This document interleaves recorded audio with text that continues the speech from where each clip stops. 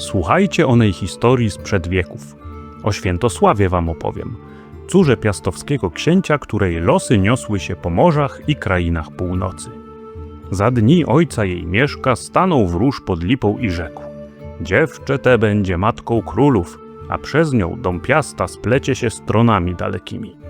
Dorastała w grodzie dymnym, gdzie wrota bronili wojowie, a pieśni rycerzy niosły się przez bory. Uczyła się mów kupców, słuchała jęków rogu i ciosów kowadła. Twarda była duchem, a roztropna radą. Nie chciała czczej ozdoby, ni lichych darów. Ceniła wolność i wierność, jakiej nie kupi się srebrem. Gdy przyszła pora zalotów, wielu mężów przybyło z darami. Przysięgali jej skóry, złoto i władzę, lecz każden groźbą próbował straszyć, jeśli wybran nie zostanie. Rzekła w duchu dumna księżniczka: żona nie będzie branką. Kazała więc w wielkiej izbie ucztować, a potem wrota zamknąć i ogień podłożyć. Rozgorzał płomień, aż brody i włosy zalotników zalśniły jak żagiew. Kto ocalał, wiedział, że przemocą nie pojmie jej serca. Wieść o tym rozeszła się szeroko, aż usłyszał Olaf, król Norwegów. Przybył z krzyżem na żaglu i żądał, by odrzuciła bogów dawnych. Będziesz panią fiordów, jeśli przyjmiesz nową wiarę. Ona odparła: nie zaprzedam wiary ojców za obcą koronę. Olaf wzburzył się, zamachnął i w twarz ją uderzył. Sala zamilkła, a księżniczka rzekła jeno: policzek ten wróci, jak fala do brzegu powraca. Potem przybył Sven, król duńskich wysp, wilk morski i chytry wódz. Posłał jej pierścień bursztynowy i miecz z ognia hartowany. Nie szukam łańcucha, odrzekła Świętosława, lecz przymierza, co nie łamie honoru. Dumny król, ujęty mądrym słowem, przystał na te warunki. Uczta była, przysięgi padły nad chlebem i solą, a z tego łoża wyszli synowie, Harald i Knut, których imiona morze poniosło ku wielkiej chwale. Królowa nie zamknęła się w komnacie, lecz radą i czynem wspierała tron. Wysyłała posłów, słuchała wieści, łączyła jarłów i książąt.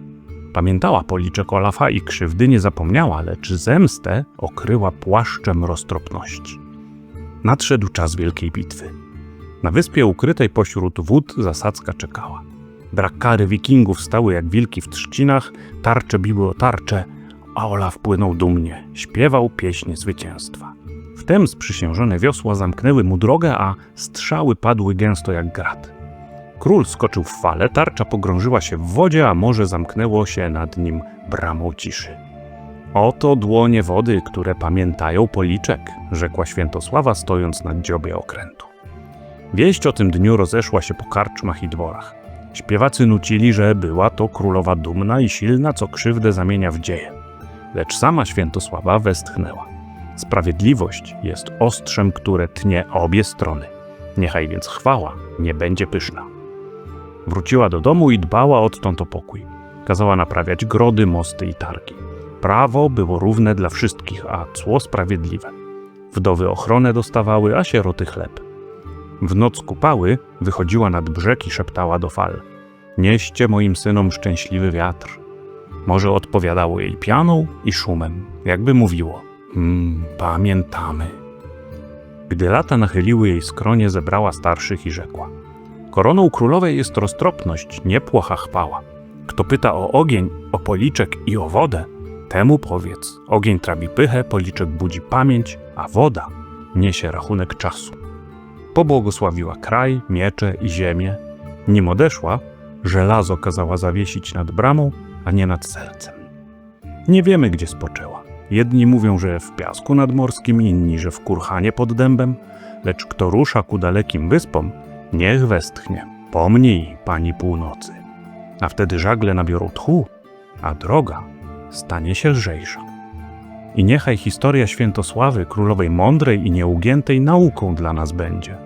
Kto wolności swej strzeże, a gniew zamienia w rozwagę, ten niesie pokój dla przyszłych pokoleń. Bo sprawiedliwość rodzi dobro, a mądrość przynosi dostatek i chwałę.